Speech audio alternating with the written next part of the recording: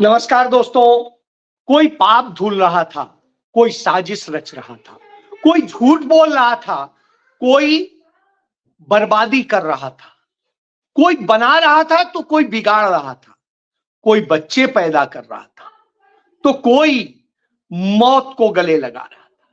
जी हां, कमोबेश यही हो रहा है और यही चल रहा है। जब हम अपने देश में बात करते हैं तो देश के सम्मान की बात करते हैं, भारत माता के शीर्ष के गौरव की बात करते हैं। हमारा प्रधानमंत्री अमेरिका जाता है, अमेरिका का राष्ट्रपति उसके मुंह पर भारत को लानत मलानत देता है, बेइज्जत करता है। वो जिस तरह का आचरण करता है, व्यवहार करता है, उसके बावजूद हमारा प्रधानमंत्री यानी नरेंद्र मोदी भारत को अपमानित करा के चला आता है। भारत के नागरिक बेड़ियों में, हथकड़ियों में भारत में लाके फेंक दिए जाते हैं। उसके मुंह से आवाज नहीं निकलती है और उसके लोग अमेरिका के प्रवक्ता बन के बात कर रहे होते हैं। वहीं 3 साल से बड़े गंभीर युद्ध को झेल रहा जो यूक्रेन, उसका राष्ट्रपति जाता है, उसका स्वागत करता है ट्रंप। बावजूद इसके वो उनकी कोई भी अशिष्ट बात को बर्दाश्त नहीं करता है और जवाब देता है, तगड़ा जवाब देता है। व्हाइट हाउस का वो लंच डिनर सब छोड़ के चला आता है और उसके बाद में वो उससे जब कहा जाता है कि माफी मांगो तो कहता है माफी किस बात की मांगे, गलती जिसने की है वो मांगे। सोचिए आप, यह होता है। मैक्रोन को हम देख चुके हैं, जो फ्रांस के राष्ट्रपति, उन्होंने किस तरह से हाथ पकड़ लिया था ट्रंप का। आज तक इतिहास में कभी ऐसा नहीं हुआ, लेकिन वो किया। लेकिन हमारा प्रधानमंत्री क्या करता है? मुंह पर तमाम सारे गंदे शब्द भारत के लिए भी कहे जाते हैं, उसके ब्रिक्स कंट्रीज के लिए कहे जाते हैं और धमकी भी दी जाती है और कहा जाता है ये खरीदना पड़ेगा। हमारा प्रधानमंत्री खिसियाई सी हंसी के साथ में हां में हां मिलाता है। क्यों? क्योंकि अडानी के लिए वो काम करता है, अडानी के एजेंट के तौर पे गया था, देश के लिए नहीं गया था। देश में आता है तो क्या करता है?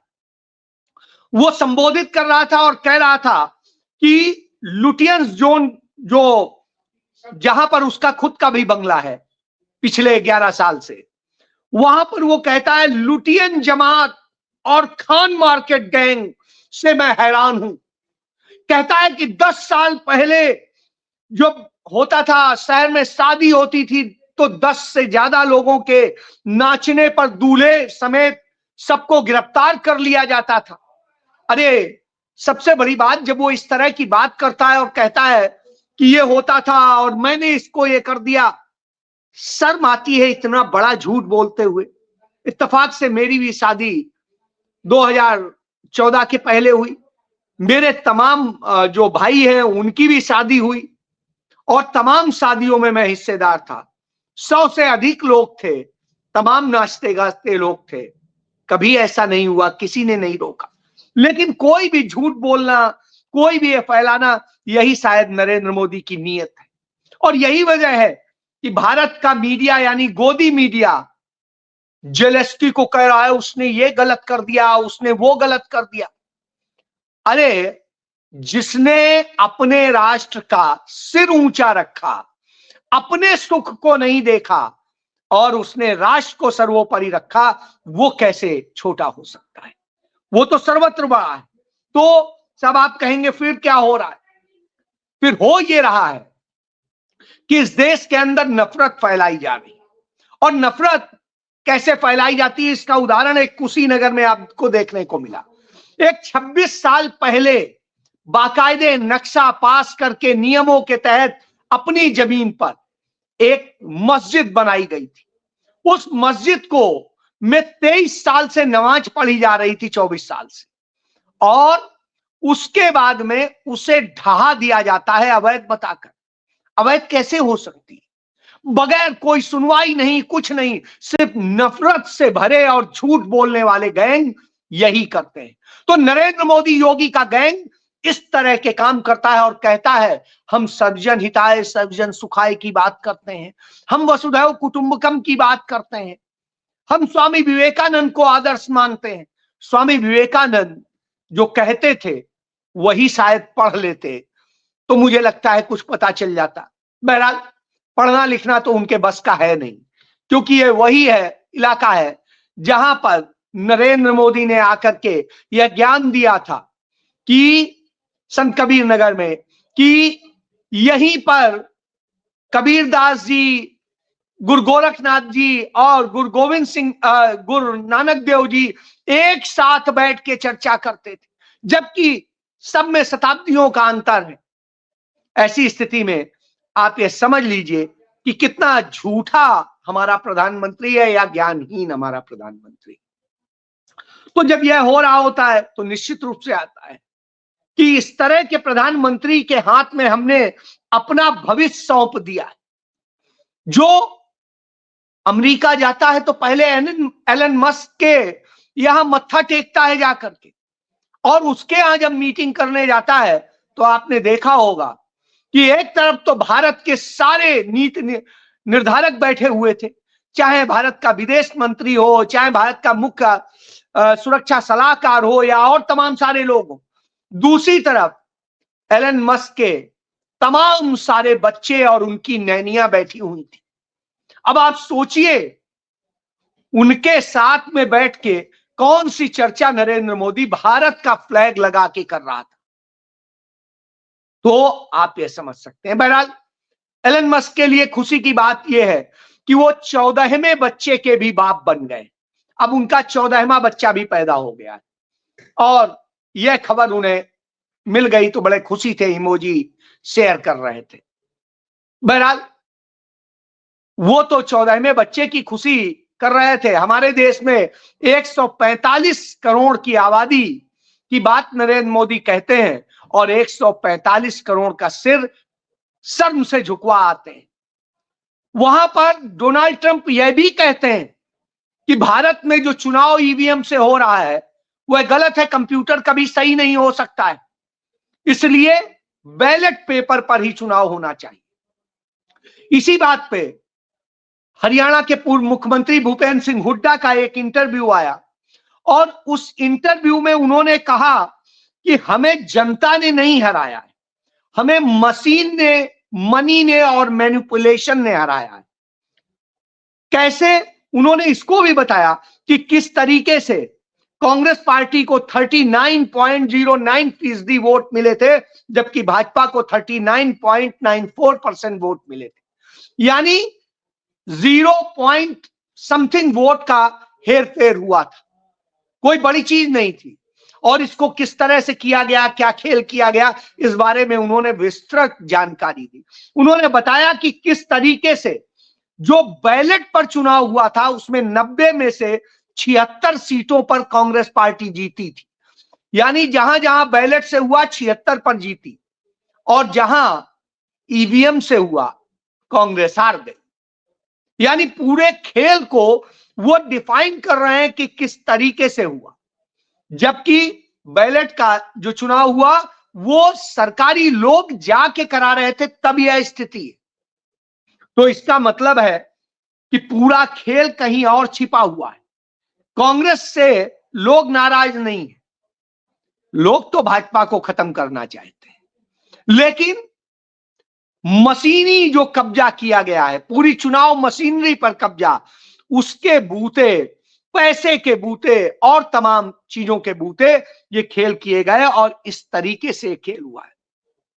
और इसी के बाद पूरा मैनिपुलेशन चल रहा है और उस मैनिपुलेशन का आप अमेरिका से लेके अब तक देख सकते हैं। अमेरिका धमकाता किस बात पे है कि हम टैरिफ लगा देंगे, हम ये कर देंगे, हम वो कर देंगे, और इन पर जब धमकाता है तो अब आप समझ लीजिए कि उसके पास अपना बताने को कुछ है नहीं। आज डोनाल्ड ट्रंप इस आधार पर नहीं कि हम उस अमेरिका की नीति पर चलेंगे जो एक समय में अब्राहम लिंकन ने बनाई थी। आज वो उस नीति पे चलना चाह रहा है जो हिटलर ने बनाई थी, जो मुसोलिनी ने बनाई थी।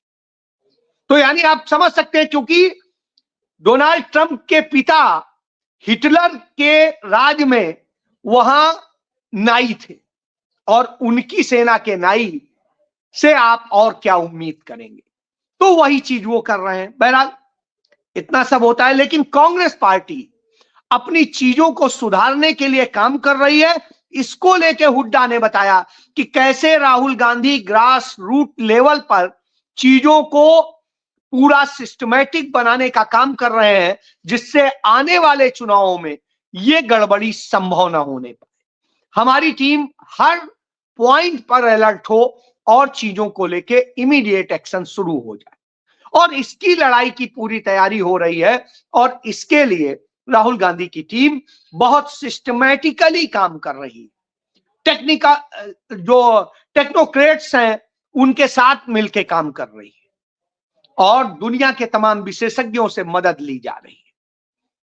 तो यह आप समझ सकते हैं। दूसरी तरफ तमाम लोग हमारे साथी कहते हैं कांग्रेस में स्लीपर सेल जिनके कारण ये पनप रहे हैं, तो उसका भी संकेत केरल के नेताओं के साथ में 3 घंटे मीटिंग करने के बाद राहुल गांधी ने दे दिया, स्पष्ट कर दिया।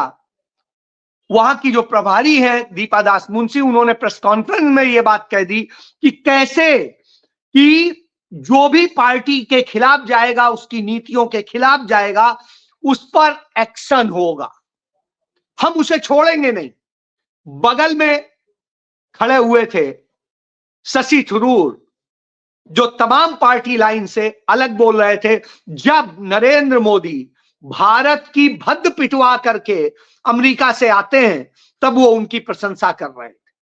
तो यह उनको भी संदेश था कि हमें आपकी उसी समय तक जरूरत है जब तक आप पार्टी के साथ खड़े होंगे और राष्ट्र के लिए सोचेंगे, और जिस दिन आप इससे अलग होंगे उस दिन आपको हमें जवाब देना पड़ेगा, और हम आपके लिए हम जरूरी हैं, हमारे लिए आप जरूरी नहीं हो। तो अब संदेश बिल्कुल साफ है कि अब वो लोग रहेंगे। तो यही बात जेलेंस्की ने बताई कि आप हमारे लिए इंपॉर्टेंट हो, लेकिन तब जब हमारे साथ नहीं हो तो हमारे लिए इंपॉर्टेंट नहीं हो। यही बात फ्रांस ने कह दी। निश्चित रूप से इतनी बेइज्जती अमेरिका के राष्ट्रपति की भी कभी नहीं हुई, लेकिन दुख इस बात का है कि दुनिया की सबसे बड़ी आबादी, सबसे बड़े लोकतंत्र का प्रधानमंत्री उसके सामने घिघी बांध के रह जाता है, हाथ बांध के रह जाता है। वो टेलीप्रॉम्प्टर पर डिपेंड रह जाता है, जवाब सवाल कुछ होता है, जवाब कुछ देता है। तो जहां ट्रंप की तमाम देश बेइज्जती कर रहे हैं, वो मैक्सिको की महिला राष्ट्रपति ट्रंप को धमका देती है। वो तमाम वियतनाम का छोटा सा देश वो धमका देता है, और इधर हमारा प्रधानमंत्री जो इतनी बड़ी आबादी का, जिसके मुख्यमंत्री यूपी का दावा करता है कि 64 करोड़ लोगों ने महाकुंभ स्नान कर लिया, उसके आधी से भी कम आबादी वाला अमेरिका भारत को धमका रहा है, मुंह पर गरिया रहा है, और हम बोल नहीं पा रहा है हमारा प्रधानमंत्री। तो अब आप समझ सकते हैं किस दशा में लाके देश को खड़ा कर दिया है। सिर्फ नफरत और मशीनी कब्जे से सत्ता में बने लोग यह ताकत नहीं रखते कि जवाब दे सके।